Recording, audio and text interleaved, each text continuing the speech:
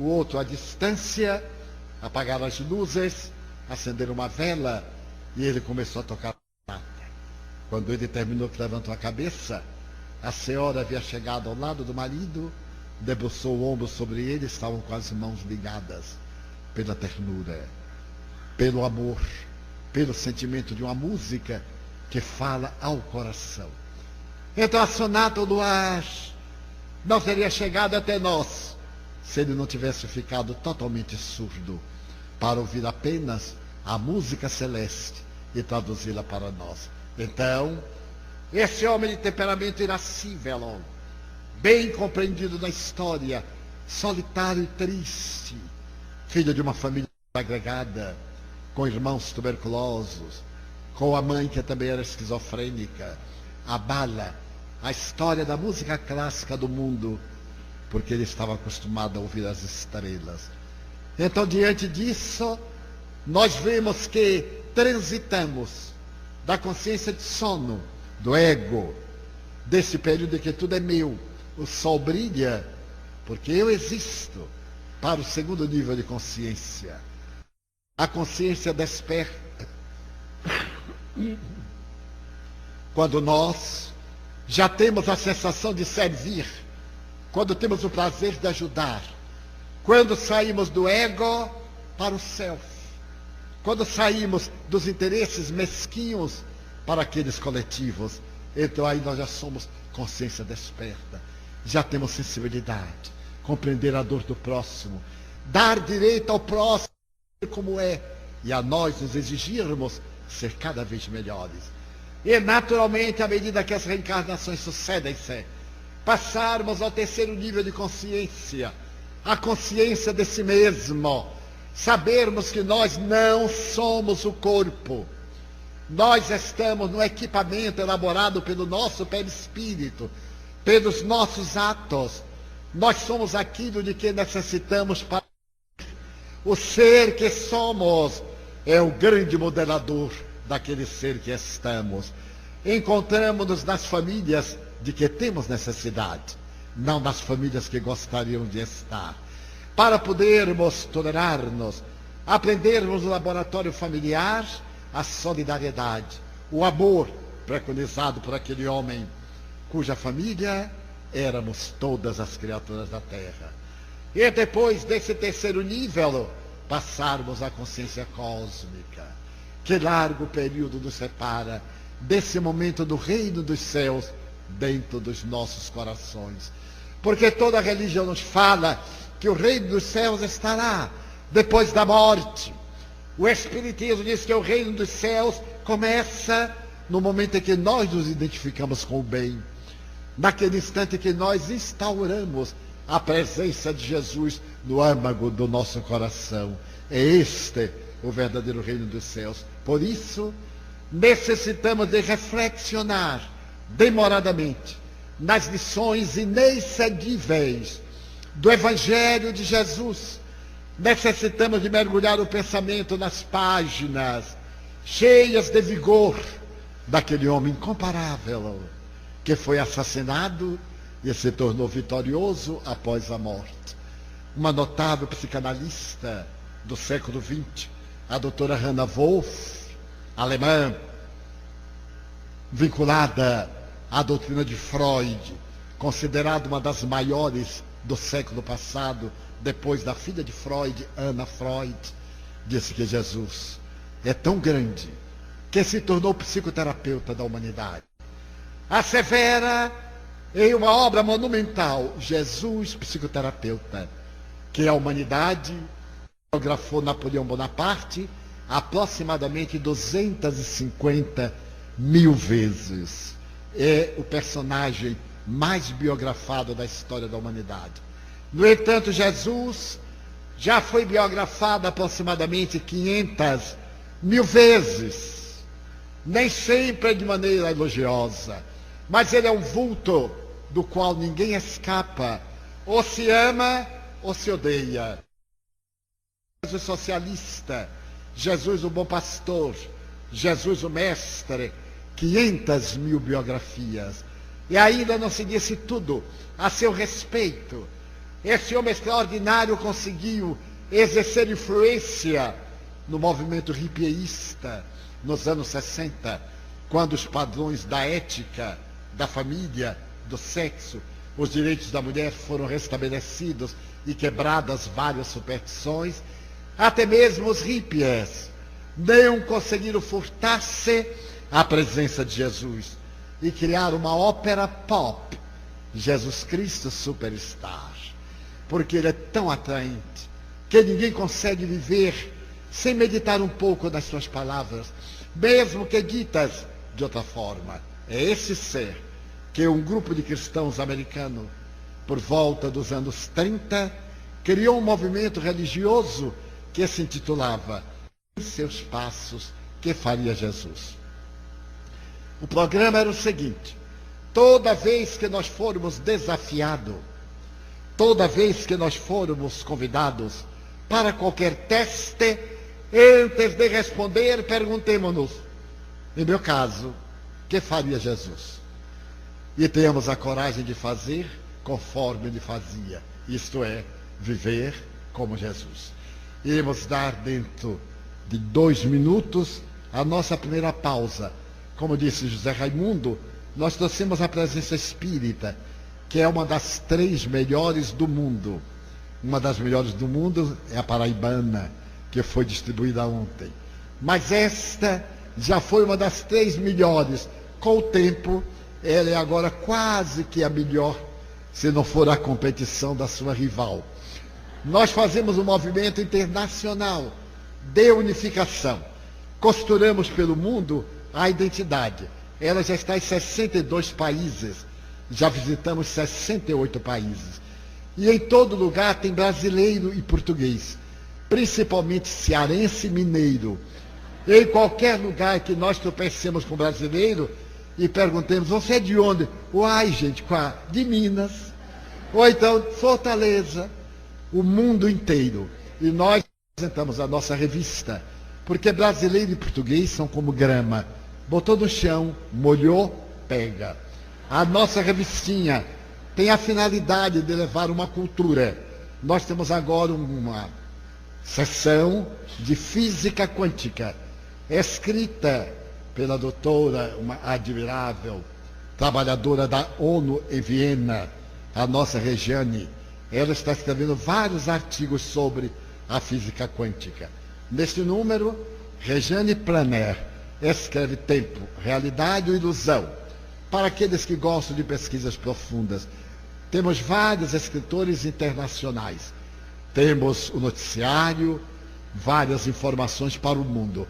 A pessoa pode tornar-se assinante preenchendo esse formulário que está aqui ao lado e pagando, naturalmente, pagando R$40 por ano, 45 por ano. Já está incluído aqui o valor do correio. E a pessoa recebe de 2 em 2 meses, para ter tempo de ler, porque muita gente diz que não tem tempo de ler uma revista enorme desta em um mês. Então nós a tornamos bimestral, porque assim pode ler 1 página por dia. E aí termina de ler as 58 páginas. E ainda fica com 2 dias de folga. Então quem interessar terá a revista por R$45 em casa, no correio infalível. Nós mudamos do correio nacional para o correio internacional. Porque o nacional sai, mas não sabe nunca quando chega. Então nós temos esta revista. Mas criamos o Clube do Livro Espírita, porque no Brasil não tem inflação. As coisas sobem, mas não é inflação. É casualidade. Nós sempre encerramos o ano com a mínima inflação. Só que o ordenado não dá para cobrir aquilo que não é inflação e que é subida de preços. Os livros espíritas também, eles sofrem efeito. Nós criamos o Clube do Livro Espírita. Cada 2 meses, a pessoa recebe a revista e recebe um livro, primeira edição. Vem uma síntese do livro na contracapa e a pessoa paga por ano R$120 por 6 livros, 6 revistas. Notem bem, somente a revista são 45, ficam 75 para 6 livros e o porte. Então cada livro vai custar 7 ou 8 reais em casa.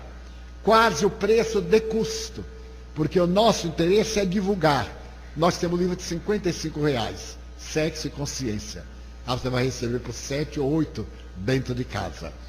Mas um amigo me disse, Divaldo, toda vez que eu vou ler, os obsessores me pegam e eu durmo. Não me diga, E quando você lê Playboy, Playvaca, contigo, com ele, você dorme? Não, não durmo. Eu digo, aí é que o obsessor lhe pega. Aí tive uma ideia, fazer no clube do DVD. A pessoa pode tirar a cópia pirata, eu sei que tira. Quando eu estive em Campina Grande, caminhando, veio um vendedor ambulante me oferecer, olha, compre aqui essa palestra, é de orador internacional. Eu dei uma olhada, a vítima era eu.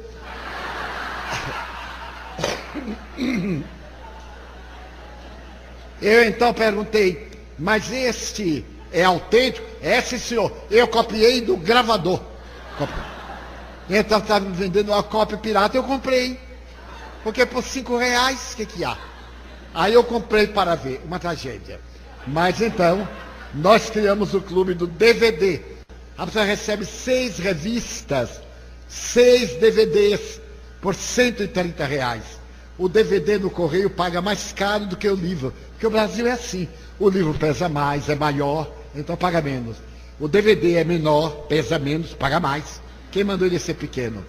Pois um outro amigo me disse, você acha que eu vou ficar o tempo inteiro, 1 hora e meia, ouvindo? Eu digo, não tem problema.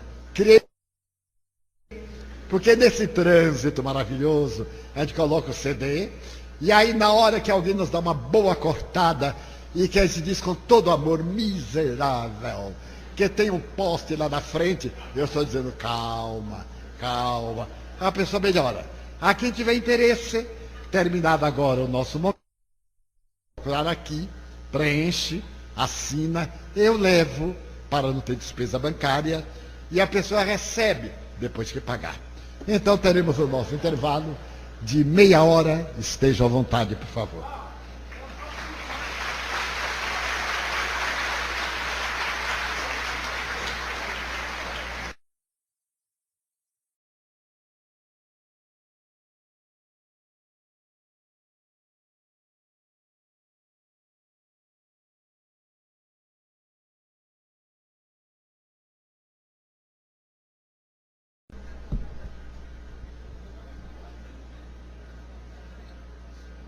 Depois da Segunda Guerra Mundial, notabilizou-se um psiquiatra austríaco de Viena, Viktor Frankl.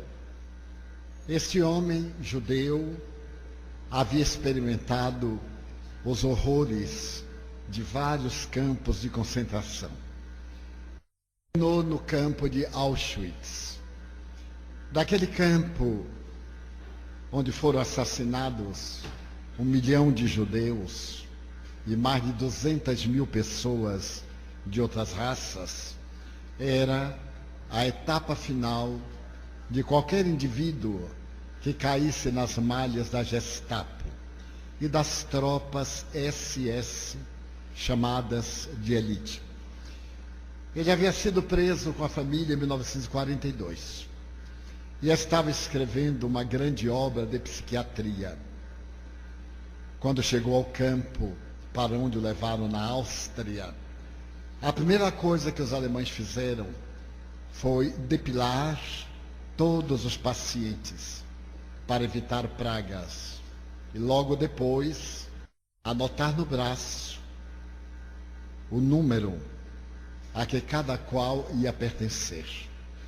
A partir daquele momento, Viktor Frankl compreendeu a que ponto ia a maldade humana. Porque todos nós temos a persona, temos a nossa identificação. E o nosso nome é aquele que melhor nos identifica. Quando os alemães tatuavam no braço um número, a pessoa deixava de ser criatura humana para ser apenas uma coisa numerada. Desta maneira, os alemães diziam que não estavam matando gente, matavam coisas numeradas.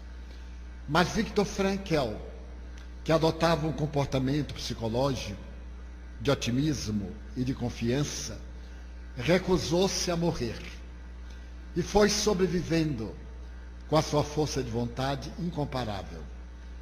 Quando ele chega a Auschwitz, não havia nenhuma perspectiva de vida. E certo dia chega uma notícia ao campo: alguns daqueles internos iam ser transferidos para um campo mais benigno, onde teriam um trabalho menos áspero, uma vida mais digna. Já era o fim da guerra. E quando o trem chega, Viktor Frankl havia sido destacado.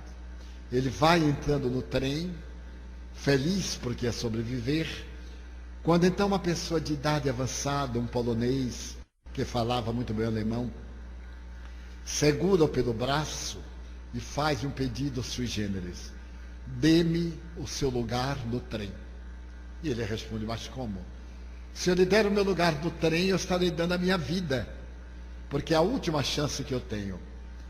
Então o idoso respondeu-lhe: você é jovem, eles mantê-lo-ão vivo enquanto você possa realizar o trabalho forçado. Eu sou idoso, sou polonês, a minha família toda foi assassinada, mas eu desejo voltar a Varsóvia, a minha pátria. A guerra está terminando, você terá chance de sobreviver, dê-me o seu lugar no trem, pelo amor de Deus. Viktor Frankl teve então aquele momento de reflexão profunda e lembrou-se que havia lido uma frase na qual o mestre dizia: e aquele que der a sua vida, ganhá-la, e aquele que a tiver, perdê-la. Mas se ele desse o lugar no trem, ele iria para os fornos crematórios, para a câmara de gás, para a destruição automática. Mas a expressão da pessoa idosa, a certeza de que não teria outra chance, ele optou por dar o lugar no trem. Retrocedeu, o outro partiu e deu-lhe um adeus com um sorriso imenso. E Viktor Frankl continuou dominado por uma grande tristeza. Somente que, quando chegou a tarde, chegaram também as notícias de que aquele trem fora diretamente para uma câmara de gás. E todos morreram, sem exceção. Ele aí compreendeu que é dando que nós recebemos. E que a melhor maneira de ser feliz é ajudar alguém. Mas é necessário ter a coragem cristã para dar a vida por outra pessoa. E quando o campo foi libertado, e em 6 idiomas os alto-falantes diziam que eles estavam livres, saíam daqueles tugúrios verdadeiros cadáveres ambulantes. Ele também. Foram mandados para outros campos de refazimento. Ele voltou a Viena, recompôs a sua vida e se tornou um dos maiores psiquiatras do século XX. Ele recebeu tantos títulos, doutor honoris causa, pelas conferências realizadas na América, na Europa, que o seu currículo vitae é dos mais belos na área da psiquiatria. E ele criou uma terapêutica chamada do sentido. Essa terapia do sentido é a terapia na qual nós temos que estabelecer um sentido para a nossa vida. Mais ou menos a mesma época em que ele apresenta a logoterapia, Carl Gustav Jung, o pai da psicologia analítica em Zurique, vai perceber que a depressão é um dos maiores inimigos da criatura humana, principalmente a depressão pelos chamados eventos de vida, além da hereditariedade, das doenças infecto-contagiosas, das sequelas dessas doenças, que são fatores endógenos. Existem os fatores exógenos, aqueles eventos de vida, a solidão, a ansiedade, o medo, que são fatores básicos, para que a Terra tenha, neste momento, 460 milhões de depressivos crônicos, fora aqueles que ainda não estão diagnosticados. Então é necessário que nós demos sentido à nossa vida, porque a palavra depressão vem do latim deprimere, puxar para baixo.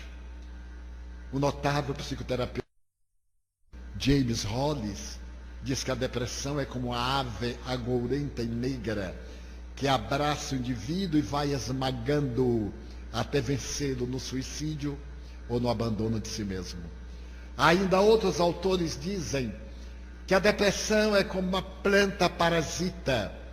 Ela pousa na planta cavalo. As suas raízes entram na planta e vão até a seiva, roubam-lhe toda a vitalidade e matam a planta que a sustenta e fica no lugar. Nós vemos muito isso na chamada erva de passarinho, que caindo nas plantas terminam por matá-las, e outras tantas plantas dessa natureza.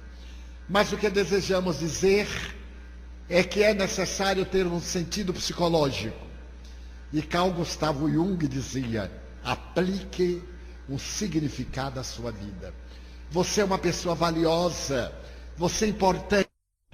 Acabe com esse conflito de quem sou eu, o que é que eu vou fazer na terra. Se não sabe, descubra. Não fique interrogando os outros, porque ninguém sabe da vida do outro. Cada qual tem que ter a coragem de viajar para dentro, onde estão os arquivos da nossa evolução. E temos que perguntar-nos: o que é que eu desejo da vida? Qual é o sentido da minha vida? Na atualidade, a juventude é chamada juventude neném. Por quê? Nem estuda, nem trabalha. Os pais sustentam. A meta vão para a droga. A incidência de jovens na droga é pela falta de objetivo. Não estuda, não trabalha, não tem nada. Então dispõe do tempo todo. Papai acolhe, mamãe socorre, vovó ajuda. E aquele indivíduo com uma potência de vida torna-se inútil. E ninguém pode viver sem ter um objetivo. Qualquer objetivo que seja, mesmo um objetivo homicida, destrutivo, é uma meta. Os assassinos seriais, que são psicopatas sociais, asseveram que tenho que matar. É uma meta. Só que é uma meta criminosa. Mas por que não arranjarmos as metas edificantes? Nós somos frutos de uma sociedade imediatista, na qual predominam 3 ou 4 fatores: o personalismo, o consumismo, o sexismo e o individualismo. Somos individualistas, e exemplo surpreendente. E até a polícia nos recomenda: quando vir um assalto, vire a cara, não olhe para o bandido. Mas como não olhe para o bandido? Porque senão ele lhe mata. Pois ele mata também sem olhar, porque ele é um psicopata. Ele está sob a ação de drogas destrutivas. Ele assassina o indivíduo pelas costas. Ele furta, ele rouba, ele atraca. E quando a pessoa pensa que está livre, ele dá um tiro na cabeça. Ainda há 2 dias, eu que nunca vejo televisão, a nossa televisão estava ligada na sala. Eu desço e pego o jornal. Passando um momento momento lixo, em que um jovem estava num bar e o bandido deu-lhe 3 tiros. Ele saiu correndo e caiu do lado de fora. Os câmeras estavam filmando. O bandido veio tranquilamente, se aproximou dele e deu-lhe um tiro na cabeça. Então vê-se a bala sair em câmera lenta e penetrar na área do pescoço. E esse indivíduo sobreviveu com 4 balas no corpo. É como se não chegou a hora dele, porque a bala perdida, ela faz uma viagem desde o Cabo Branco, roda tudo isso, vem aqui e me mata, porque estava no meu karma. Certa feita eu estava no Rio de Janeiro e li algo surpreendente. Um ator da TV Globo da época estava deitado em sua casa, em Copacabana, e uma bala perdida atravessa o vidro da sala, viaja, atravessa a porta do quarto e mata o deitado dormindo. Uma bala direcionada. E numa das noites em que eu proferi uma conferência, algo sucedeu paradoxal e cômico. Velava-se por uma senhora que havia morrido na Tijuca, um dos bairros centrais do Rio. Ali no velório ouve-se uma bala disparada. Ela atravessa a janela e atinge a criatura morta dentro do caixão. Quer dizer, é uma coisa espantosa. A que ponto nós chegamos? Então nós somos controlados pelo quarto poder, que antes era a imprensa. A imprensa que tanto divulga o crime, a droga, que faz lavagem cerebral das coisas danosas. Qualquer acontecimento merece da nossa imprensa uma repetição exaustiva. Acontecimento negativo, perverso. Porque diz que a imprensa... Será? Todos nós optaremos pelo lixo, mas de certo modo, esse lixo dá ibope. Um dia eu perguntei a um diretor de uma grande rede de televisão do Brasil por que eles davam tanta preferência ao crime hediondez, ao sexo. E ele me disse, porque vende. Eu disse, mas não tem outra coisa para a gente comprar. Se os senhores colocassem balé, teatro, ou qualquer uma outra coisa edificante, venderia. Porque tem muita gente que já saiu do lixo e que precisa de estímulo para viver. São os indivíduos psicológicos. Mas eles são a minoria. Então nós temos que procurar o nosso sentido. E qual é o sentido de Jesus? Eu venho para que tenhas vida, como falei ontem. E vida é abundância. Então nosso sentido deveria ser um sentido psicológico. Uma coisa não material. Uma coisa que nós alcancemos com muita dificuldade. Uma meta transcendental. E o Espiritismo é a ciência psicológica que nos vem dar essa meta eminentemente cristã. Quase todos nós esquecemos que somos espírito e não apenas criaturas humanas. Espírito encarnado ou reencarnado. E é necessário que a nossa meta seja espiritual. Que desejemos o nosso aprimoramento moral. Como é que Allan Kardec definiu o verdadeiro espírita? É todo aquele que hoje se torna melhor do que ontem, amanhã melhor do que hoje, lutando sempre contra as suas ações, a sombra psicológica, essa tendência perturbadora. Ele não disse que o espírito era alguém que já conseguiu, não. E isso é notável, porque quanto o nosso horizonte, mais ampla é a nossa visão. Quem está no canto tem uma visão limitada. Quem está no auge da montanha tem uma visão infinita. À medida que nós nos libertamos de algumas paixões negativas, damos-nos conta. O Espírito Joana de Ângeles ajuda-nos a reflexionar a respeito disso. Faça uma lista das suas imperfeições, dos seus desvios de conduta, dos seus problemas. E durante uma semana, um mês, um ano, trabalhe cada imperfeição. Cada imperfeição, a inveja, coisa que, aliás, não nos atinge. Ninguém tem inveja. Mas a gente coloca, só para testar. O Deus, quem é que tem ciúme? Ninguém. A pessoa diz, o ciúme é o sal do amor, porque o amor tem que ser salgado. E os covardes masculinos matam as mulheres. Eles se permitem uma vida dissoluta, mas não dão direito à mulher de ser criatura humana e matam-nas de uma maneira vergonhosa no país e especialmente no Nordeste do Brasil. Então é necessário que nós façamos um esforço para vencermos as ações. Eu narrei algures que todos nós temos certos conflitos, algumas culpas, e eu tinha muitas, como qualquer pessoa. À medida que a doutrina espírita me despertou, eu consegui identificar pelo menos algumas delas. E ao longo da vida comecei a trabalhar. Porque eu tive um pai muito especial. Era um homem do século XIX. Eu sou o último filho de uma família de 13 irmãos. E eu achava meu pai um homem belo. Naquele tempo ele montava cavalo, os arreios do cavalo em prata, ia fazer compras no interior, ele adquiria folha de fumo, ele era fumageiro, mandava para os armazéns, exportava para Cuba, para os Estados Unidos. Quando veio o crack de 1929 e 31, ele arruinou-se. E foi bem no período que eu nasci. Eu nasci marcado pela felicidade. Meu pai então começou a ter problemas, nossa casa mudou de estilo e nós ficamos bem mais antes. Mas quando ele chegava mesmo assim e saltava daquele animal, eu achava tão bonito, corria para abraçá-lo. E quando eu ia abraçá-lo, pai, o senhor chegou. Ele dizia, alto lá, homem não abraça homem. Aí eu parava. Eu acho que ele agora está do além vendo e já deve ter redesencarnado de tanto homem abraçar homem na atualidade, de tanta mulher abraçar mulher na atualidade. Eu acho que ele não vai reencarnar mais, ele não vai aguentar. E aquilo me causou um trauma. Na minha ignorância infantil eu não entendia. Então eu recuava e chorava. Minha mãe era a rainha do abraço. Colocava no colo e catava, não sei se você conhece a palavra, catava cafuné. Coçava a nossa cabeça. A gente adorava. Felizmente não tinha piolho, porque tinha Detefon.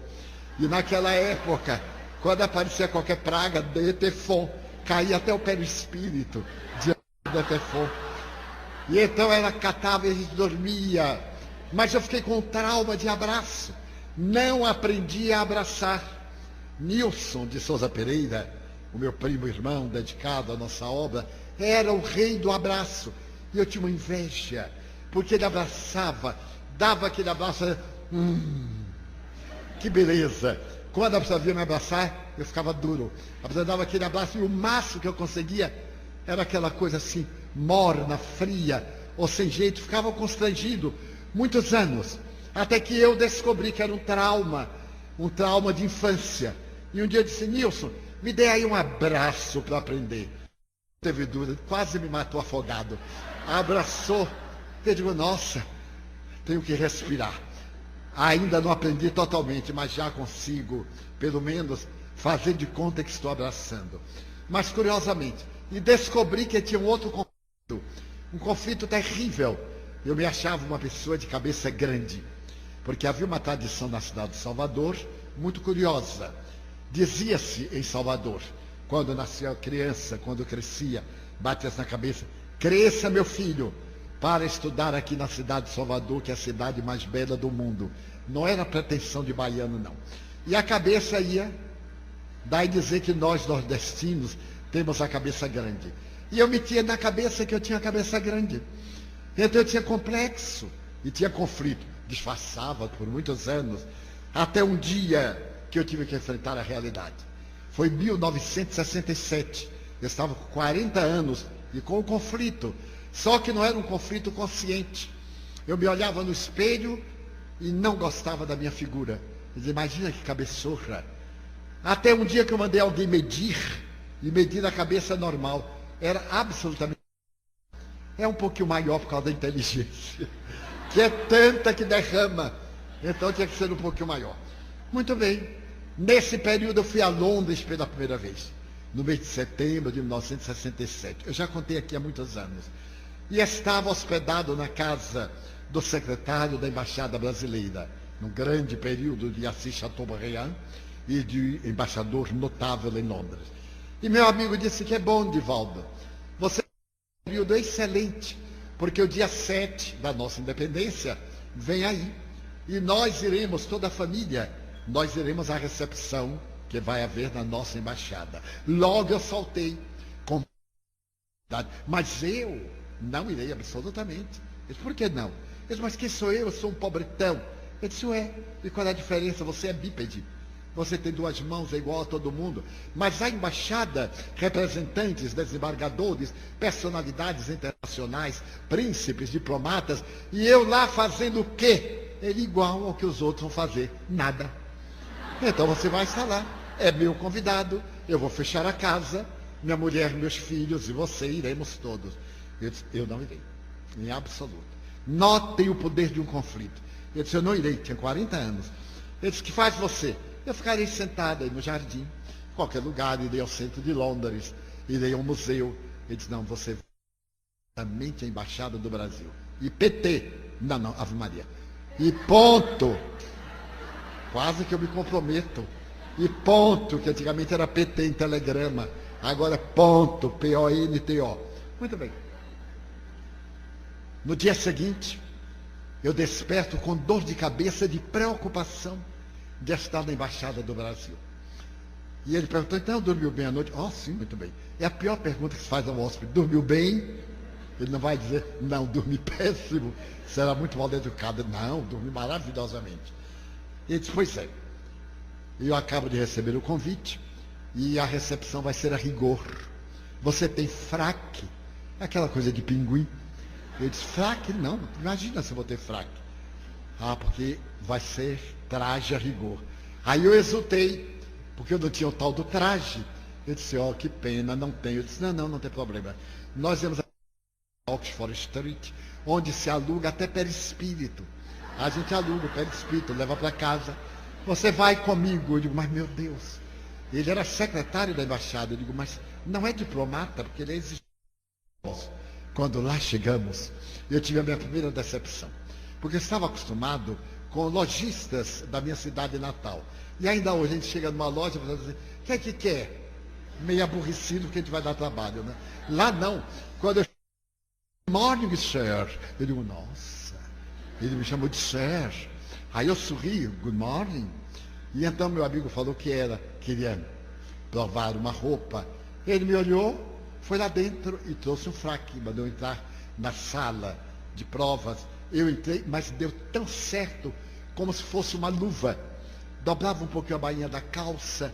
Eu saí, ele disse assim, excellent. Ajoelhou, se dobrou para poder colocar um alfinete, uma coisa. Disse, muito bem, está muito bem. Naquele tempo que eu era toureiro, magro, né? Então, eu fiquei ali em pé, ele disse, agora a cartola, o tal do chapéu. E ele veio com uma espécie de um prato, deu um choque assim, saiu a cartola, ele colocou. Quando ele colocou, coroou, não entrou, ficou assim aquela coisa, aquele ornamento, aquela coroa de Nossa Senhora ali em cima. Eu olhava para os espelho e dizia assim, que não tem uma cartola, Deus me abençoe com a minha cabeça. Ele olhou bem, saiu, foi buscar outra. Voltou, colocou, ela quase, com um pouquinho de força, ela entrava.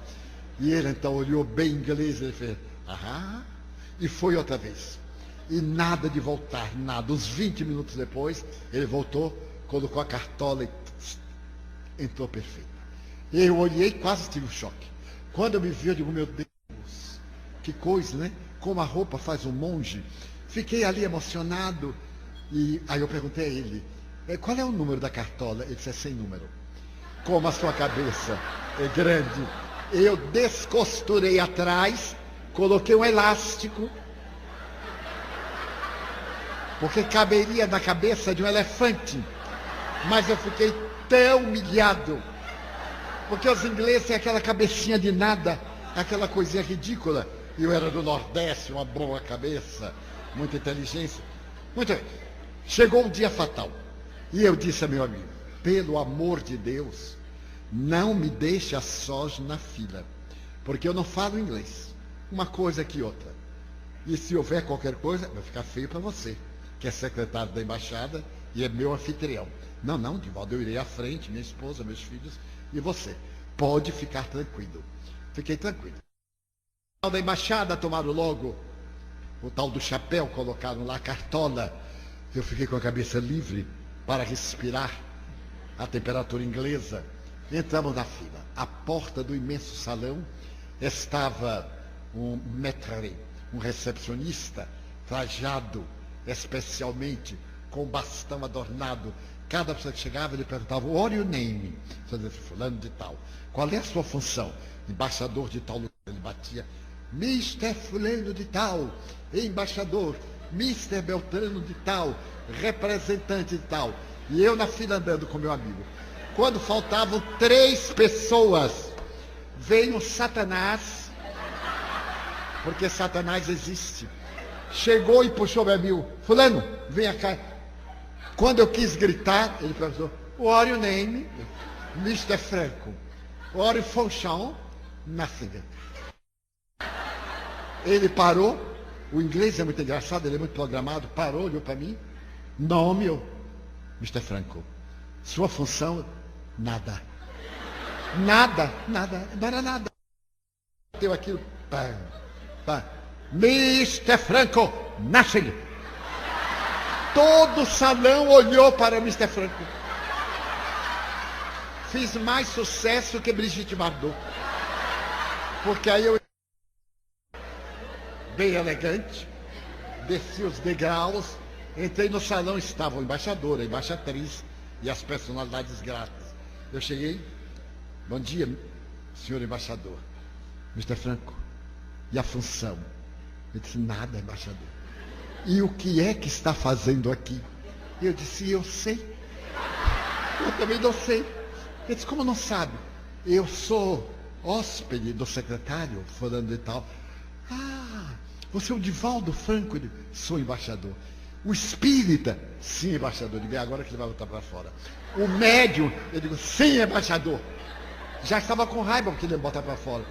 Esse então fica aqui ao lado da minha esposa, que ela também é espírita e é médium. Mister Nada ao lado da embaixatriz. E ela disse, Divaldo, é ótimo a gente receber espírito, não é? Eu digo, é embaixatriz. E porque nada melhor do que um passe, né, Divaldo? É embaixatriz. Todos chegavam a apertar a mão do embaixador, da embaixatriz, de Mister Nada, e seguia. Então, a partir desse dia, eu tenho fotografia. Está bem guardada, mas eu tenho no nosso museu. Então, eu digo, não, até que a cabeça não era tão grande. Aí eu me vi livre desse trauma. Passei até a achar a cabeça tão bonita que eu vou pedir antes de morrer um escultor para poder deixar como presente para a humanidade. Então nós cultivamos certos conflitos infantis, sem nenhuma necessidade, quando poderíamos cultivar sentidos psicológicos para a vida. Como é comum nós, quando eu atingir o fim da minha carreira, ser advogado, ser médico, conquistar. São metas nobres, mas muito próximas, muito viáveis, muito possíveis. Nós alcançaremos, mas essas metas não devem ser as fundamentais, devem ser meios para a meta fundamental. Eu, espírito, cuidar da minha imortalidade, ter em mente que sou um ser imortal, que viverei depois da sepultura e que deverei levar essa meta de aprimorar-me cada vez mais, porque eu serei o que agora eu programar, como eu sou o que eu fiz. Está em nossas mãos planejar a felicidade, porque uma existência, por mais longa que seja, é sempre muito curta depois que passa. Não pode haver nada mais curioso do que eu existir. Eu narrei aqui alguns que quando eu tinha 10, 11 anos, eu olhava um homem de 25 anos e achava velho. Eu dizia, meu Deus, que cara velho, 25 anos, 30, que horror, eu vou morrer jovem. Os jovens de antes tinham essa bobagem. Eu vou morrer jovem, 20 anos eu já terei morrido. De repente, eu atingi 30 anos. E quando eu vi que eu tinha 30 anos, eu olhei no espelho e disse, nossa, 30 anos está muito bem.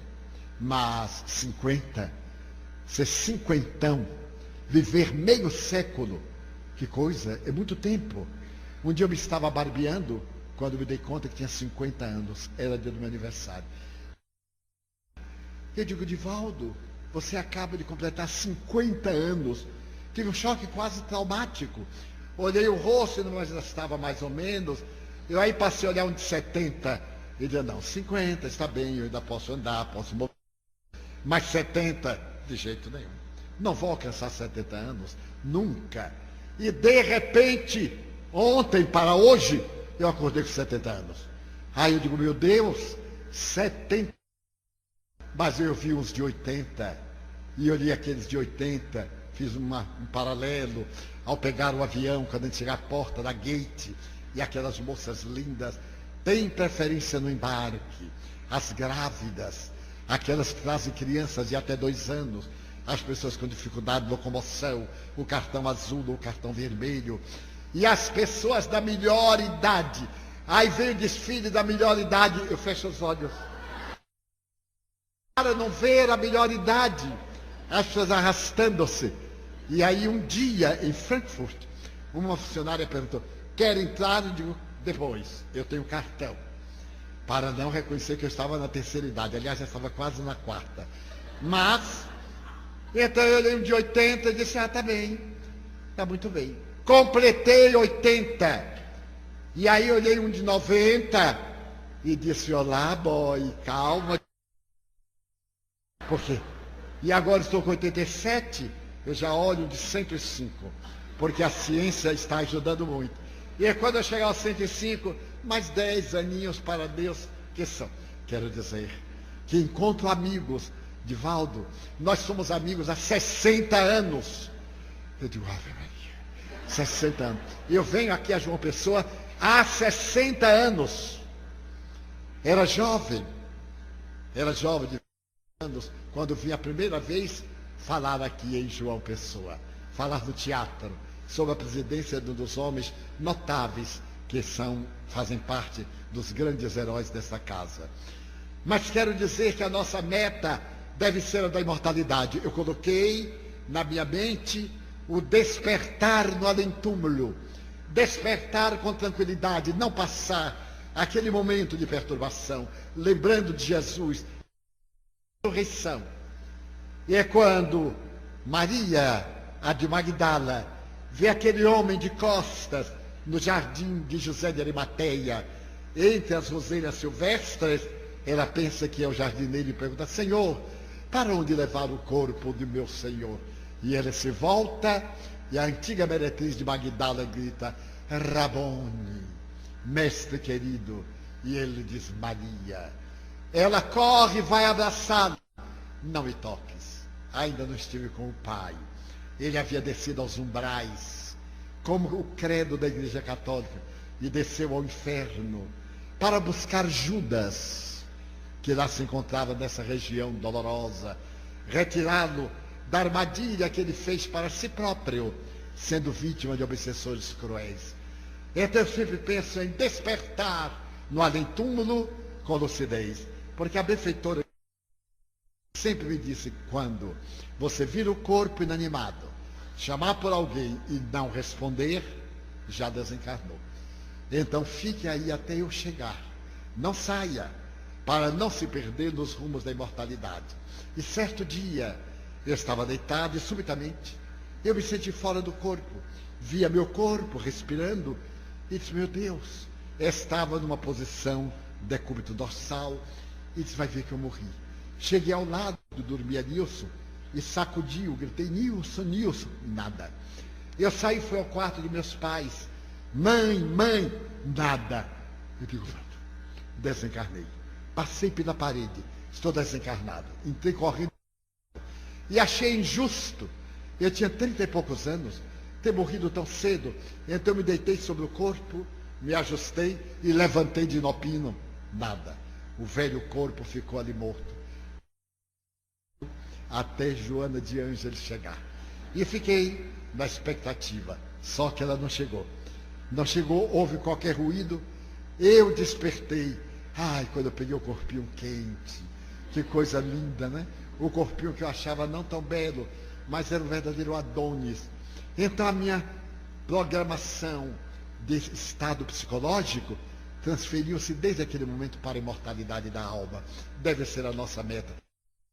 Jesus, pode viver Jesus integralmente, em casa, no escritório, ante a injustiça, diante de situações lamentáveis. Não é ser conivente com os erros do mundo. É muito diferente desculpar e não conivir.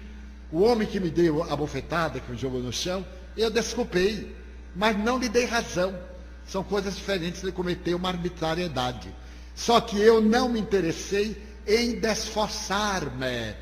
É necessário entender que o outro tem direito de ser psicopata, mas eu não tenho esse direito. Eu tenho o direito de ser cidadão, porque eu conheço o Evangelho de Jesus. Eu tenho o dever de ser cristão, porque eu me deixei envolver pela ternura daquele homem ímpar, quando ele estava em pleno pretório. E Pilatos pergunta, mas tu és rei? e lhe pergunta o que é a verdade. Ele olha simplesmente na direção do zimbório e não diz nada. Aquele homem era um reles administrador. Ele não tinha conhecimento filosófico para entender a verdade. Um soldado, para poder agradar o seu amo, chega e dá-lhe uma bofetada na cara. Não pode haver nada mais covarde do que bater-se na face de um homem algemado para trás. Então Jesus balança com aquela ceira e volta-se para o agressor e faz-lhe uma pergunta: soldado, por que me bateste? Se eu disse a verdade, por que me bateste? E se eu errei, aponta o meu erro. Foi a sua notável ação. Este soldado deve ter-se deixado dominar pela angústia. Nunca mais ele olvidaria aquela face ensanguentada, já com as marcas de tétano, porque a coroa de espinhos viera do Hades, de onde se jogava o monturo. Cravada na cabeça, ele se contaminou, como era inevitável. E então ele nunca mais se esqueceu do seu gesto covarde, bater no homem que não podia defender-se. Reencarnou-se muitas vezes até voltar a Jesus no tempo de Francisco de Assis. Porque a reencarnação é a nossa bênção. Então nós temos que procurar viver Jesus. Muitos dizem, mas nos tempos modernos não é possível. Não é possível irmos para o eremitério, irmos para o deserto como Santo Antão, ficar aproximadamente 60 anos dentro de uma furna, na solidão, lutando contra o demônio que ele via e que eram os obsessores dos seus conflitos de natureza sexual. Porque quando jovem, ele viu uma escrava com o busto.